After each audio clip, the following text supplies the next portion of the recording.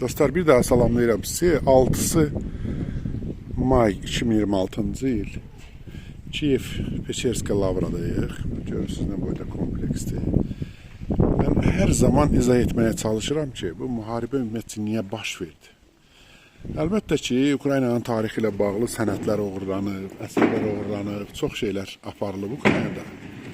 Amma məsələn, belə tarixi yerlər ki, 100 illərlə yaşı var, bunlar əlbəttə ki, Rusiya arxasına, kürəyinə şəlləyib apara bilmir. Bax, Ukraynanın tutulma səbəbi budur ki, Ruslar göstərmək istəyirlər ki, bu Rus mədəniyyətidir.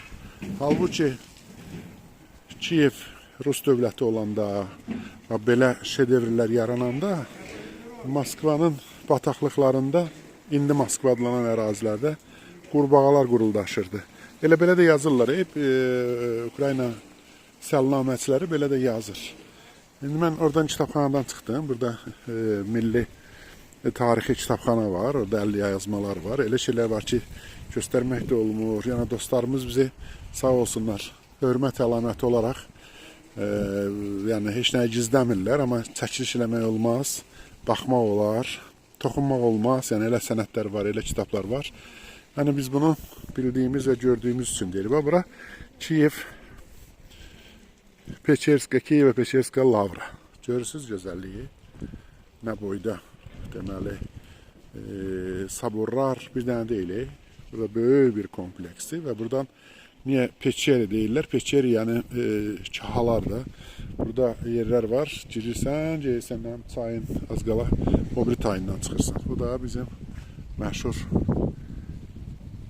deməli şaval ağacları. Bunu da yəqin eşitmişsiniz.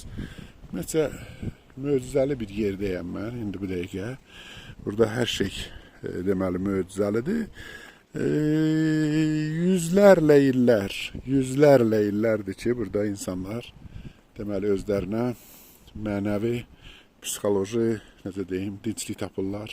Bura gəlirlər. Burada demək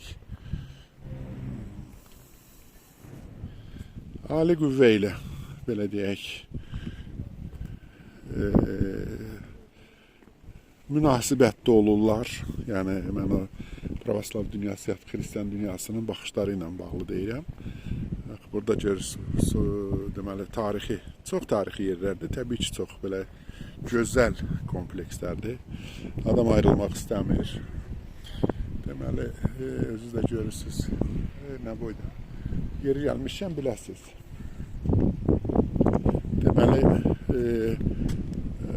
faşizm üzrə qələbə ilə bağlı abidə var. Bir kimdə görübsə əlində qılınc. O qılıncın uzunluğu 4 metr. Bax, bu deməli, Zvinitsa deyirlər də, zəng salınır. Kilsəyə çağırış. İmanın azan, belə deyək, xristiyan azanı.